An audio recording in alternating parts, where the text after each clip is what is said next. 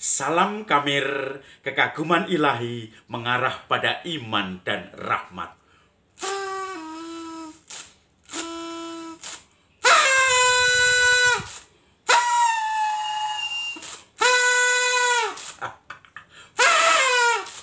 Saya mempunyai terompet untuk memanggil siapapun, untuk memberi tanda. Saudara-saudari yang terkasih, suatu saat saya di Pemalang ini mendapat tamu, seorang dari Jerman, warga negara Jerman tetapi tinggal di Bali, namanya Bastian. Dia sering ketemu di mobil Land Rover, mobil Jeep. Lalu kemudian dia dari Bali mau pindah ke Aceh di Singkil.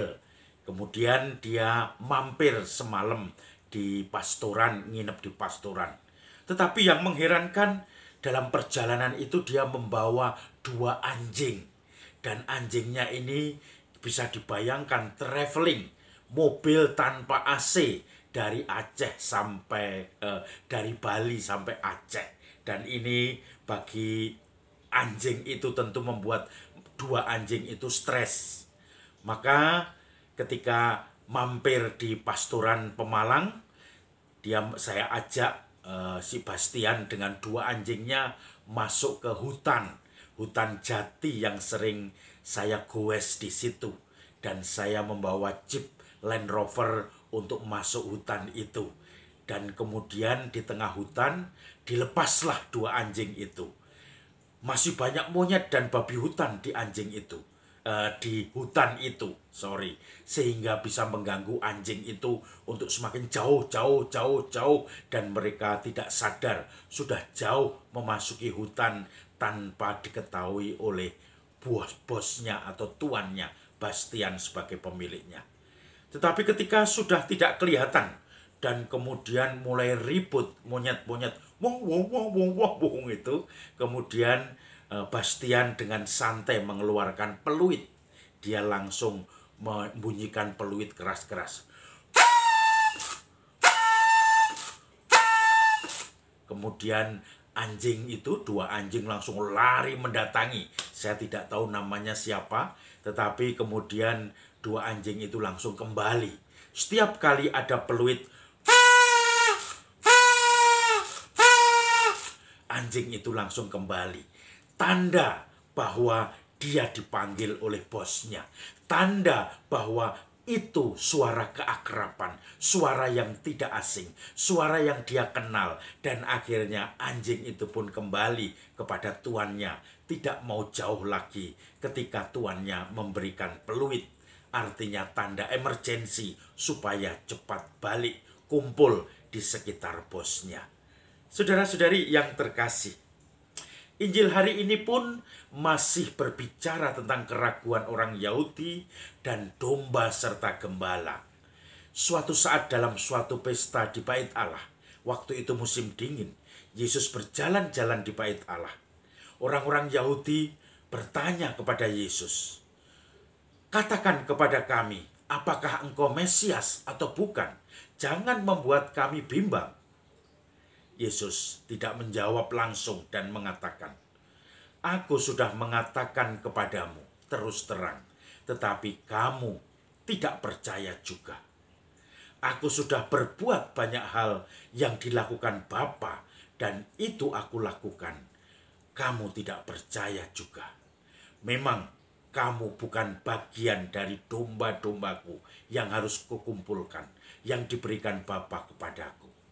Maka kalau kamu percaya, maka kamu lihatlah perbuatan-perbuatanku itu."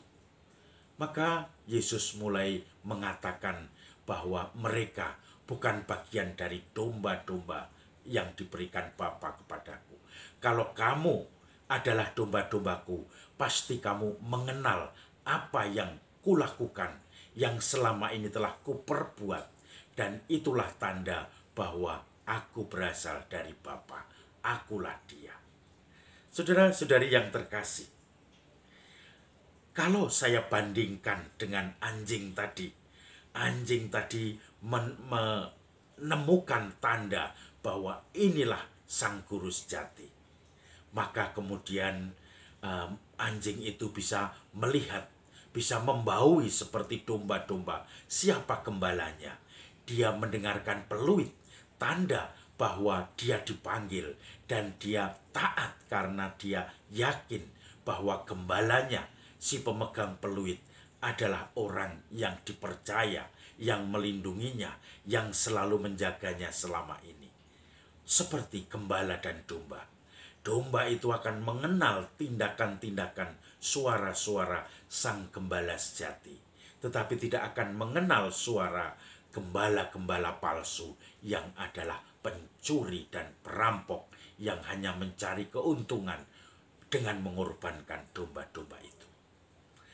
Suatu saat tahun 2000 sebagai Romo baru di Baturetno Wonogiri, saya mencoba untuk mengunjungi umat yang paling tua di situ. Usianya sudah 90 lebih. Tetapi saya heran, suaranya diajak dialog itu masih jelas. Dia orang tua yang selalu bisa berbicara, berkomunikasi. Dan dia menunjukkan salib dengan nama salib dari kayu, dengan nama dirinya sendiri. Dia mengatakan, kalau nanti saya dipanggil Tuhan, ini salib yang dipakai untuk pemakaman saya. Saya semakin heran dengan kakek-kakek itu yang sudah 10 lebih. Karena kalau ditanya berapa, dia pasti tidak atau lupa kapan lahirnya.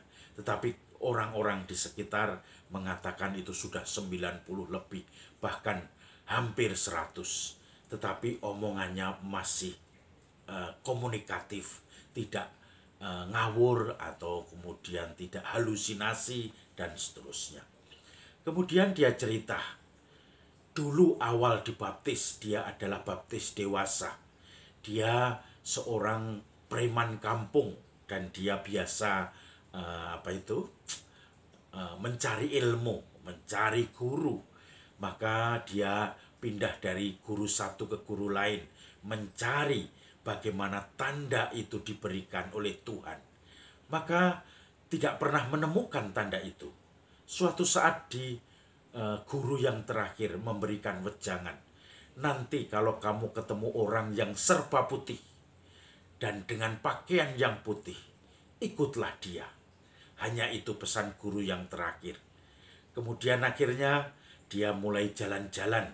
Dia seperti biasa dari kampung ke kampung, di pasar.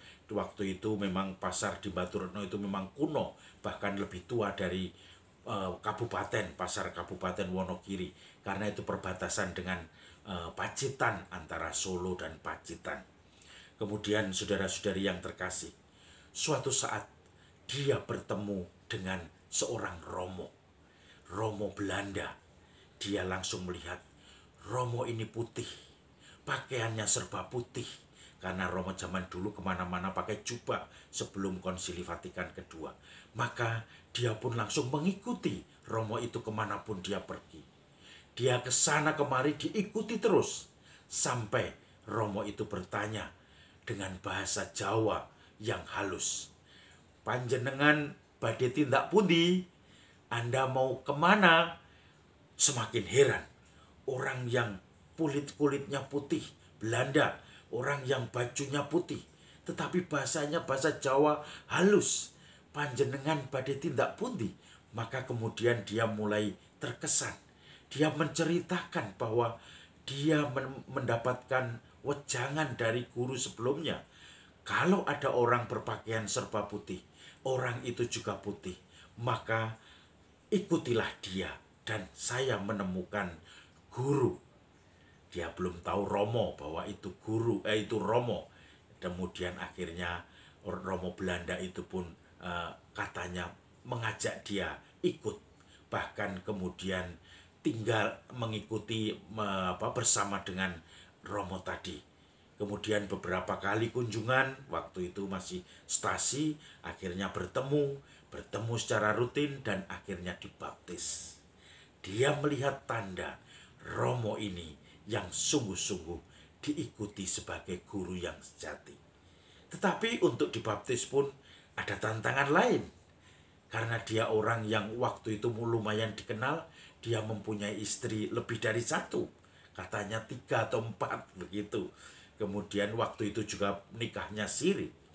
Maka dia pun diberi semacam introduksi bahwa bagaimana memilih satu tetapi tetap bertanggung jawab dengan yang lain.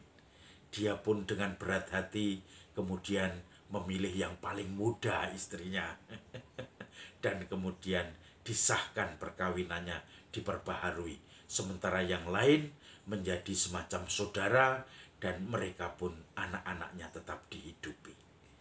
Saudara-saudari yang terkasih, tanda kehadiran Tuhan itu bisa kita temukan kalau kita peka, kalau kita mengenal roh yang menggerakkan kita, kalau kita sempat berefleksi, mengevaluasi diri, kalau kita sempat meneliti batin setiap malam, dan di sini kita bisa memilah-milah mana tanda-tanda dari Tuhan, tindakan-tindakan dari Tuhan, mana tindakan-tindakan dari setan atau roh jahat, mana tanda-tanda yang justru mengajak kita semakin jauh dari Tuhan, Sang Gembala sejati. Maka sebagai domba, mari kita mencoba mendalami, mengenali diri kita, mengenali gembala kita juga, sehingga akhirnya lama-lama kita akan insting, otomatis mengenal itulah tanda gembala yang agung yang hadir di tengah-tengah kita, lewat orang-orang di sekitar kita, yang menyapa kita seperti 2 anjing yang dengan peluit tadi langsung menangkap. Itulah gembala yang sejati. Salam kabir, kekaguman ilahi mengarah pada iman dan rahmat.